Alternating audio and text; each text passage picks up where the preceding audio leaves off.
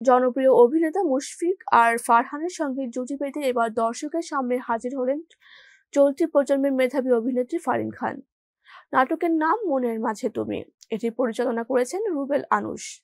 Romantic emotional গল্পে তৈরি নাটকটি প্রকাশ পেয়েছে আর টিভির ইউটিউব চ্যানেলে। প্রকাশের একদিনের মাথায় প্রায় 2 মিলিয়ন ভিউ অতিক্রম করেছে। শুধু তাই নয়, এই নাটকে ভালোই মজেছেন দর্শক। ইতিবাচক হাজারো মন্তব্যে ছেয়ে গেছে ইউটিউবের কমেন্ট বক্স। নাটক প্রসঙ্গে ফারহান বলেন, অনেক আলাদা গল্পের একটি নাটক, নির্মাণও ভিন্নতা খুঁজে পাওয়া যাবে। মুক্তির একদিনের মাথায় প্রত্যাশার চাইতেও বেশি সাড়া পাচ্ছি। অভিনেত্রী ফারিন খান বলেন, সাধারণ গল্পটাকে অসাধারণভাবে তুলে ধরার চেষ্টা করছেন পরিচালক। আমরা সবাই চেষ্টা করছি নিজেদের শতভাগ দেওয়ার। খুব ভালো লাগছে দর্শক এমন সাড়া পেয়ে। এদিকে ফারহান এরই মধ্যে ভালোবাসা দিবসের বেশ কিছু কাজ শেষ করেছেন।